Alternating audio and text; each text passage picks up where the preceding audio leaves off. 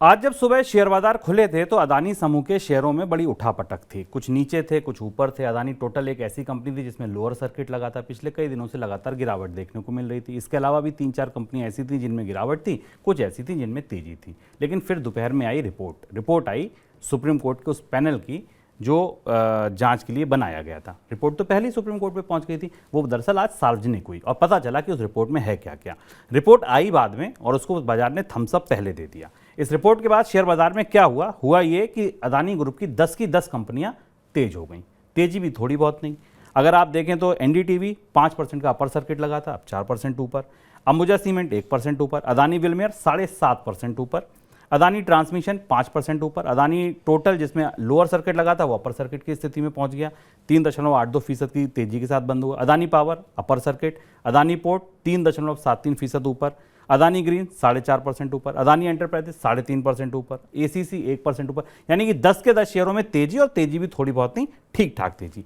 अब जरूरी यह है जानना कि ये जो रिपोर्ट आई, दरअसल इस रिपोर्ट में था क्या। इस रिपोर्ट में जो पैनल को ने सौंपी थी, उस रिपोर्ट में दरअसल लब्बो लबाब यह है कि सारी जिम्मेदारी सौंप दी गई सेबी को। कहा यह गया कि भाई सेबी ने को बताना है कि ये कुछ जो भी मैनिपुलेशन था या जो भी गड़बड़ियां थी, नियमों के उल्लंघन थे, ये हमारे दायरे में नहीं आता, ये तो आपको सेबी बताएगा। तो अब सारी निगाहें टिक गई जाके सेबी पर, और मान ये लिया गया कि भाई इस रिपोर्ट ने फिलहाल अदानी समूह को क्लीन चिट दे दी। क्लीन चिट का भी मायने समझेंगे, लेकिन पहले सबसे बड़ा आरोप जो था उस पर बात करते हैं। सर, सबसे बड़ा आरोप था स्टॉक मैनिपुलेशन का, उस पर ये रिपोर्ट क्या कहती है? हाँ, सेबी की अडानी समूह की जांच के दो अलग अलग पहलू हैं। हमें सुप्रीम कोर्ट की रिपोर्ट को समझना जरूरी है, क्योंकि इसके कई सारे इस सप्रे कमेटी की रिपोर्ट में कई सारे महत्वपूर्ण तथ्य हैं जिनके भीतर जाकर समझा जा सकता है कि सुप्रीम कोर्ट दरअसल क्या बता रहा है और क्या उसे बताना था।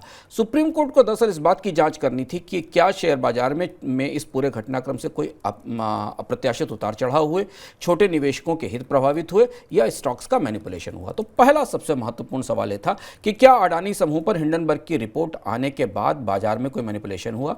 कमेटी की रिपोर्ट ने स्पष्ट रूप से कहा कि मार्केट रेगुलेटर को ऐसा लगता है कि कुछ मैनिपुलेशन हुआ है, लेकिन जो एफपीआई के रेगुलेशंस हैं, जहां से इन्वेस्टमेंट आया, वो सब नियमों के तहत था, इसलिए इसे स्थापित कर पाना संभव नहीं है कि बाजार में इस रिपोर्ट के आने के बाद कोई बड़ा मैनिपुलेशन हुआ था। पहली चीज। दूसरी चीज, इस रिपोर्ट ने यह कहा कि बाजार में कोई बड़ा तेज उतार चढ़ाव नहीं दिखाई दिया। अडानी समूह के स्टॉक्स में बड़ा उतार चढ़ाव दिखाई दिया। अब आप इसे कई तरह से इंटरप्रेटेट कर सकते हैं। इसे ये मान सकते हैं कि चूंकि अडानी समूह में 70% से ज्यादा हिस्सेदारी तो निवेशकों की है, तो एक छोटा सा निवेशकों का हिस्सा था जो बाजार में इस उतार चढ़ाव से प्रभावित हुआ, पर व्यापक बाजार की स्थिरता पर कोई असर नहीं पड़ा। अब आप याद कीजिए वो घटनाक्रम, वो समय याद कीजिए जब अडानी समूह की रिपोर्ट आई थी, हिंडनबर्ग की रिपोर्ट आई थी और अडानी समूह के स्टॉक्स तेजी से गिरे थे।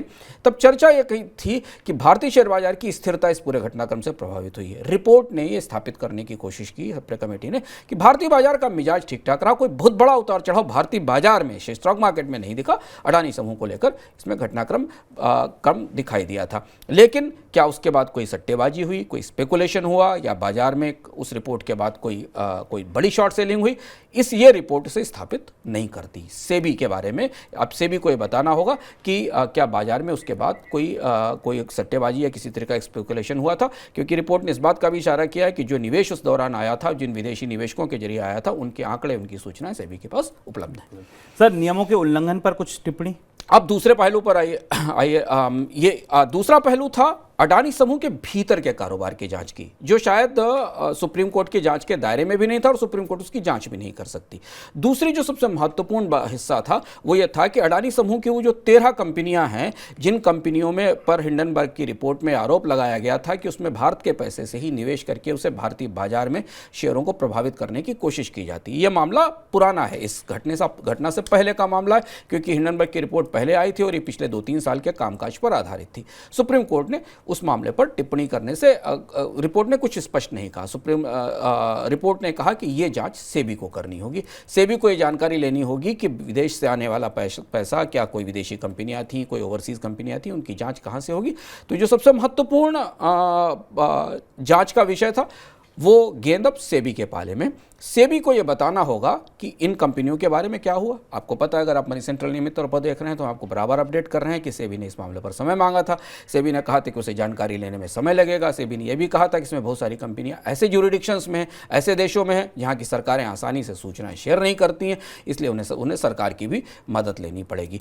तो अडानी समूह के भीतर क्या चल रहा है, ये सुप्रीम कोर्ट की रिपोर्ट ना तो जांच पाई और ना सुप्रीम कोर्ट की रिपोर्ट को जांचना था।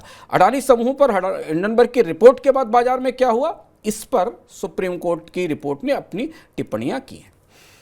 आगे बढ़ते हैं, अब आएगी सेबी की जांच। सेबी की जांच में क्या पता चलेगा? सर, सुप्रीम कोर्ट की ये रिपोर्ट क्या उस तरफ कुछ इशारा कर रही है? सुप्रीम कोर्ट ने दो बड़ी टिप्पणियां और भी की इस रिपोर्ट में, जो जानना जरूरी है। एक चीज तो सुप्रीम कोर्ट ने कहा कि सेबी को जांच के लिए अनिश्चितकाल का समय नहीं दिया जा सकता। यानी सुप्रीम कोर्ट ये मान रहा है कि जो भी सस्पिशस है पूरे अडानी समूह के कामकाज में, जो भी संदेह की चीजें हैं, जो भी संदिग्ध चीजें हैं, सेबी को समय पर उसकी जांच पूरी करके देना चाहिए। 14 अगस्त की समय सीमा उसे मिल चुकी है।